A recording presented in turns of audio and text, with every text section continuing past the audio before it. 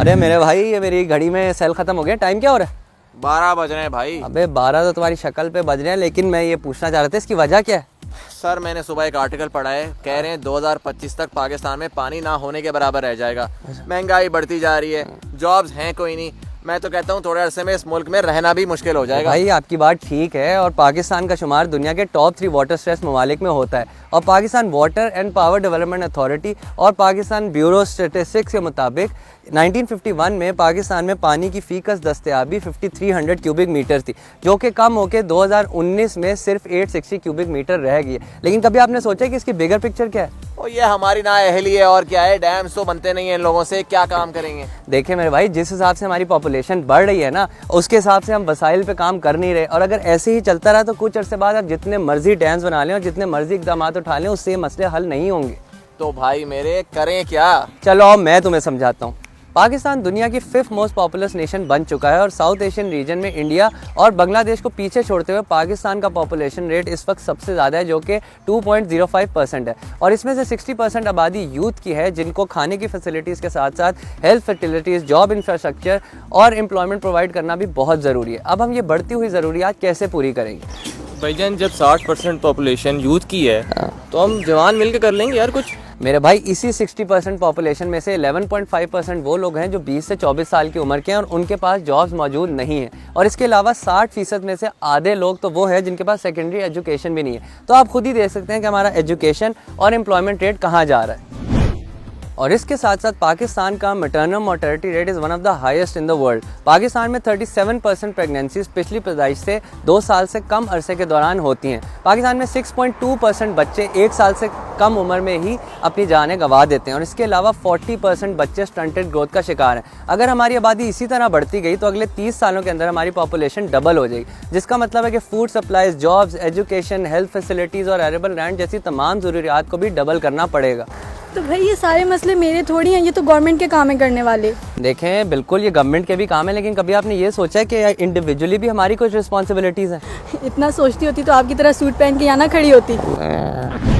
High fertilities families को basic necessities बराबर तकसीम करने से रोकती है, जैसे कि proper mother care, father's attention और मुकम्मल तहस्सुस जैसी बेसिक नीड्स, जो कि हर बच्चे का बुनियादी हक है।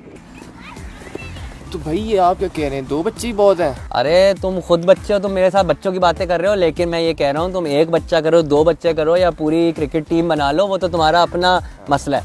लेकिन मैं बात कर रहा हूँ फैमिली प्लानिंग की, और ये हर कपल का फ़र्ज़ भी है और उनका राइट भी है कि वो अपनी इस्तिताअत के मुताबिक बच्चे पैदा करें, जिनकी वो पूरी तरह जिम्मेदारी भी उठा सकते हैं और वो तमाम बेसिक नीड्स उनको बराबरी के साथ दे सकें। अगर प्रॉपर फैमिली प्लानिंग की जाए तो हम 30% इन्फेंट डेथ्स प्रिवेंट कर सकते हैं। और इसके अलावा अगर कॉन्ट्रासेप्टिव्स का इस्तेमाल 55% तक पहुंच जाए तो हम 1,40,000 बच्चों की जानें बचा सकते हैं। तो हमें चाहिए कि हम अपनी आमदनी के हिसाब से फ़ैसला करें कि हमें ना सिर्फ कितने बच्चे करने चाहिए, बल्कि वो बच्चे कितने वक्फे से किए जाएँ, ताकि उन सब को आप वही मोहब्बत और तवज्जो दे सकें जो वो डिज़र्व करते हैं। ओहो, आपको नहीं पता, मेरी पप्पा कहती हैं सारे बच्चे अपना रिस्क खुद ही लेकर आते हैं। देखें, वो आपकी बात बिल्कुल ठीक है, लेकिन उसके लिए हमें मेहनत भी तो करनी है, और अल्लाह उन्हीं लोगों की मदद करता है जो उसके लिए मेहनत करते हैं। देखा जाए तो पाकिस्तान की हाई फर्टिलिटी की वजह इंक्रीज इन्फेंट मोर्टेलिटी है। पुराने वक्तों का निज़ाम सेहत कुछ और था। उस वक्त ज़्यादातर बच्चे अपनी पैदाइश के कुछ ही अरसे बाद अपनी जानें गंवा देते थे, और जो ज़िंदा रह जाते थे उनकी भी लाइफ एक्सपेक्टेंसी 30 से 35 साल थी। अब जैसे कि मिसाल के तौर पर अर्ली 2000 से पहले हाइपेटाइटिस का इलाज मौजूद नहीं था, और इससे पहले डायबिटीज़, बैक्टीरियल इन्फेक्शन जैसी बीमारियों की वजह से लोग सर्वाइव नहीं कर पाते थे। इसीलिए वो लोग ये प्रेफर करते थे कि ज़्यादा बच्चे किए जाएँ ताकि उनका सर्वाइवल इंश्योर किया जा सके। अब मेरे भाई साइंस ने तरक्की भी कर ली है और इलाज भी हैं, तो फिर मसला क्या?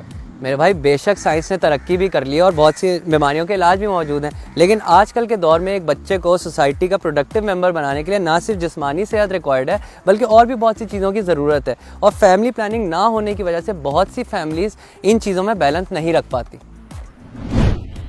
तो इस सारी सूरत हाल में हमें चाहिए कि हम इन चीज़ों पर सोच विचार करें और मेहनत करें, क्योंकि हमें ये समझना चाहिए कि जिस बच्चे को हम इस दुनिया में लेकर आ रहे हैं उसको हम तमाम बुनियादी ज़रूरियात के साथ साथ अपना वक्त, एनर्जी और प्यार दे सकते हैं, यानी उस शख्स को हम एक इंडिपेंडेंट इंसान बना सकते हैं या नहीं। एज अ नेशन ये हमारा फ़र्ज़ है कि हम अपने बच्चों को तहफ़्फ़ुज़ दें, उनका ख्याल रखें और उनको अपने पैरों पर खड़ा होने तक सपोर्ट कर सकें। हमें मिलकर अपने रिसोर्सेज और पॉपुलेशन के दरमियान एक तवाज़ुन पैदा करना है ताकि हम एक बड़ी पॉपुलेशन का फ़ायदा उठा सकें, ना कि नुकसान। क्योंकि एक healthy and educated population means stronger and better human development, and this is the conversation we should be having, क्योंकि अब ये एक ज़रूरत बन चुका है।